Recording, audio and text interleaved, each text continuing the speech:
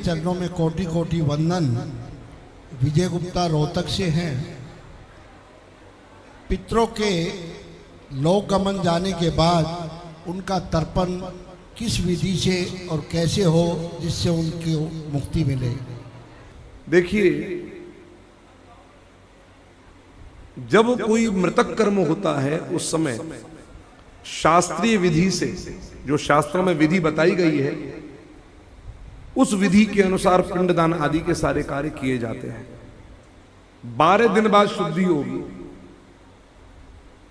3 दिन का क्रम नहीं बना मैं, याद रखिएगा। नांदी श्राद्ध महाराज नारायण बलि जो है वो जरूर करनी चाहिए, जिससे कोई भी विधि में न्यूनता रह गई हो तो नारायण बलि इत्यादि करने से उसकी न्यूनता की पूर्ति हो जाती है। बाल जरूर देने चाहिए। ये मृतक कर्म की सारी विधि जो योग्य ब्राह्मण है वो पूरा विधि विधान से बताते हैं। जहां कहीं पर भी आपको पहले के पूर्वजों में दिखाई दिया हो कि उन्होंने ऐसा किया था और ये नहीं करा रहे, ये कुछ नयापन लग रहा है, तो उन पंडित जी के चरणों में विनम्रता पूर्वक ये प्रश्न कर लेना चाहिए कि महाराज ये विधि क्या है, हमारे उन्होंने तो नहीं करवाई थी, आप करवा रहे हैं। तो जिज्ञासु बनना चाहिए। ये जिज्ञासु बनकर के शास्त्रीय प्रमाण आपके सामने मिल जाए, उसके अनुसार विवेक पूर्वक ही हमें सारे कर्म करने चाहिए। अब आता है कि श्राद्ध तर्पण जो हम वर्ष में करते हैं, 2 प्रकार से श्राद्ध होते हैं। एक तो अभी आश्विन में आ रहा है, वो तो सबके लिए।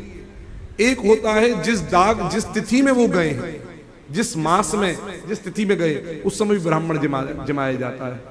तो 7 पीढ़ी तक तो विधान शास्त्रों में है, लेकिन यदि 7 पीढ़ी ना हो पाए, स्मरण में ना रह पाए या किन्हीं कारणों से ना हो पाए, तो कम से कम श्राद्ध 3 पीढ़ी तक तो हर मनुष्य को करना ही चाहिए। और उस श्राद्ध कर्म में जो भी विधि विधान शास्त्रों में दे रखे हैं, आप लोगों को उन्हीं शास्त्रों की विधि से सारे कर्म करने चाहिए। और मैंने अभी कल या परसों की बात है कि केवल ब्राह्मण ही जिमाना है, स्त्री को नहीं जिमाना चाहिए। उस विधि का हमको पालन करना चाहिए।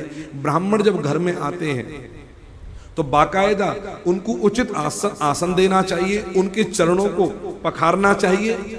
आप समझ रहे हैं? ये समझना चाहिए कि इन ब्राह्मण के रूप में हमारे पितृश्वर ही आए हैं, और उचित आसन दे करके उनको उचित पात्र में ही भोजन कराना चाहिए।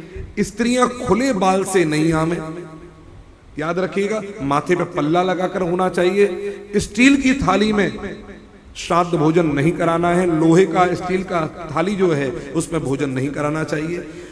या तो केले के पत्ते कर लो, आपकी सामर्थ्य नहीं है तो, और सामर्थ्य है तो चांदी सोने के पात्र में जमाइए, जैसी आपकी शक्ति सामर्थ्य है। लेकिन पत्तल में जमा दीजिए, शुद्ध पत्तल हो, लेकिन स्टील में पात्र में, लौह पात्र में पितृश्वरों को भोजन कभी भी नहीं कराना चाहिए। ये शास्त्रों के कुछ नियम है मोटे मोटे जो आपको हमने बताए। कांसे में कई बार ये भी बात आती है कि नमक जो खटाई होती है वो आप नहीं कर सकते। बहुत सारी चीजें उसमें आपको विचार करना है।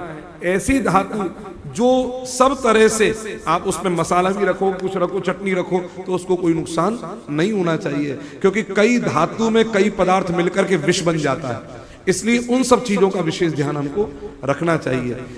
एक बात और निवेदन में कर दूं, घर के सब लोग जितने अपने कुटुंब है, जब कोई पितृश्वर के रूप में हम किसी को जिमाते हैं तो सबके सब वहां खड़े रहे। हमारे गुरुदेव से किसी ने एक बात पूछी थी, चूंकि हम लोग गया धाम में हैं इसलिए मैं इस बात का उत्तर दे रहा हूं।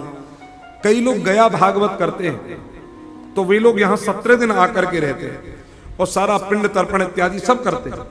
तो यहां पर जो पंडा जी होंगे वो कहते हैं अब आपको श्राद्ध नहीं करना, जिन जिन का आपने कर दिया है अब आपको इनका श्राद्ध नहीं करना। मैं इस पक्ष में सहमत नहीं, मैं इस पक्ष में सहमत नहीं। कारण ये, आज के समय पर हम अपने जीवन में संस्कारों से हीन हैं ज्यादातर लोग। कितने वैश्य वर्ग यहां पर बैठे हैं और क्षत्रिय वर्ग और ब्राह्मण जिनके जनेऊ कंधे पर नहीं है, तो पंडित जी कॉमन डालेंगे, वो टेम्परेरी सारा काम करेंगे। हाँ? नहीं है, वही बोल रहा हूं। अब आपने यहां पर टेम्परेरी डल गई, विधि विधान किया, किसी तरह कोई पंडित जी के मंत्र में कोई चूक रह गई, कि आपकी भावना में कोई कमी रह गई, या कोई न्यूनता विधि में रह गई और आपके पितर मुक्त नहीं हो पाए और आपने श्राद्ध और बंद कर दिया, तो महाराज विचार करिए पितृश्वरों को कितना ज्यादा कष्ट होगा। दूसरी बात, मुक्त भी हो गए तो भी श्राद्ध करिए, उसका कारण जान लीजिए। अगर मुक्त हो गए तो आएंगे नहीं, लेकिन आपने अगर श्राद्ध तर्पण विधि पूर्वक किया तो आपकी आगे की पीढ़ी को वो देखने को मिल जाएगा, और आपके बाद में आपकी पीढ़ी आगे वाली भी उस कार्य को करने लग जाएगी। इसलिए ये कार्य छोड़ना कभी नहीं चाहिए। अस्तु नारायण।